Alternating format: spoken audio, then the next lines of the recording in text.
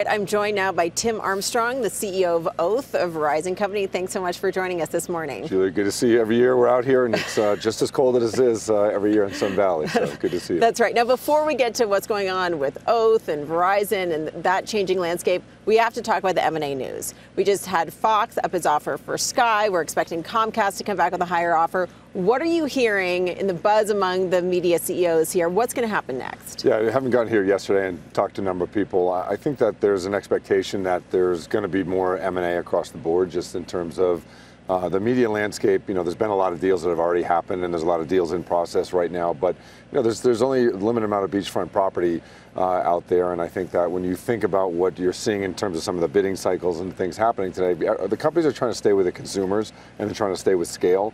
And so I think, you know, wouldn't be surprising if you see, you know, more things happen and, you know, more pricing changes, deals. At Verizon and Oath, we've already taken our strategy at going after digital. So I think that our strategy is clear, and all everything you're seeing in M&A is really targeted at really where the linear world is right now.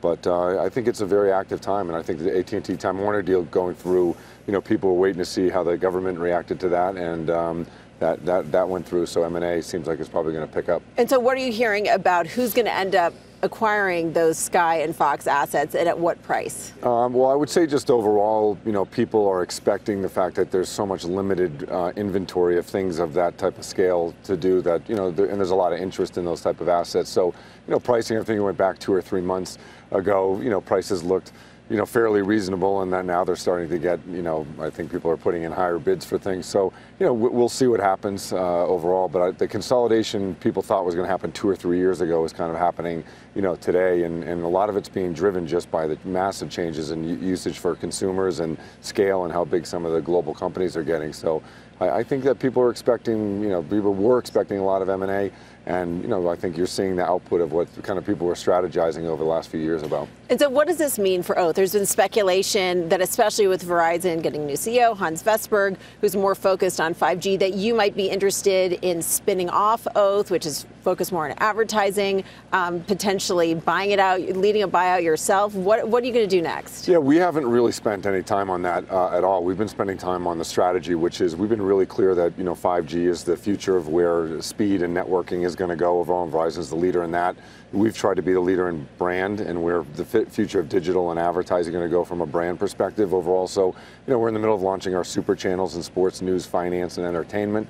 And I'd say that Verizon and Oath have had a pretty clear strategy. We acquired Yahoo last year, so we're 1 year into that integration. So I would say from our standpoint right now, our strategy hasn't really changed. The news outside the company has changed, but really if you think about the consistency of what we said and what we're doing and what Lowell really set up as the vision for Verizon, that's happening. And I think Hans is stepping in at a moment where 5G is absolutely critical, but 5G is also critical for our business. But doesn't the news outside the company have to change your strategy, have an impact on your strategy? I mean, you just had your biggest rival, AT&T, not just complete that acquisition of Time Warner, which creates a whole nother type of rival, especially when it comes to advertising, but also just buy AppNexus for about $1.5 billion, which is a direct attack on what you're doing with advertising. How are you going to respond to that? Does Verizon need to make a major acquisition? Yeah, well, I would just take one step back, which is, you know, those assets are already in our ecosystem. You know, today we partner both with AppNexus and we partner with a lot of the Time Warner assets. So I would just say for us, you know, it has a potential actually to have some more scale for our business over time, number one. And number two is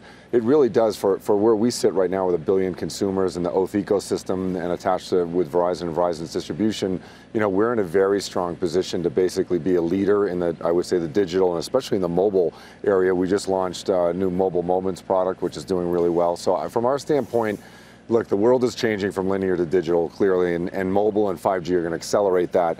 All these deals that are getting done are meant to catch up to where we were a couple of years ago, and a few years ago we put Oath together and AOL with Verizon, and then added Yahoo to it. So from our standpoint, we know it's going to be a competitive landscape, but this is one of the largest industries in the world going through one of the largest changes, and we have some of the best assets. But with this urge to merge that we're hearing so much about here in Sun Valley, isn't there more pressure on Verizon to make more acquisitions, just as all of these companies gain greater scale? What would be the company that would be most valuable for Verizon and Oath? You know, right now the most valuable company for us is our strategy. And I'm not trying to avoid the M&A question, but really, if you think about where the investments are going right now and where the consumer's going, you'd have to say that mobile, mobile content and having the ability to serve billions of consumers on mobile devices is really important. If you look at the assets that Verizon has, we have critical assets there. And then, by the way, we've done other deals without doing M&A, which is the giant NFL deal that's launching really this year. We tested it in the playoffs and for the Super Bowl last year. So that's the #1 rated TV program the last 20 years has been the NFL.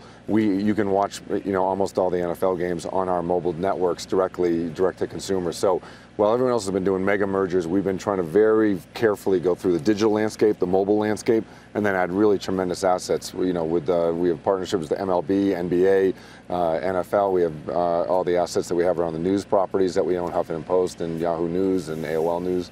So, well, we'll have to see. There's certainly been a lot of speculation that Verizon could be a buyer and a lot of speculation that Oath may not always permanently be part of Verizon. So please keep us posted. Tim Armstrong, CEO of Oath, we really appreciate you joining us. Guys, back over to you.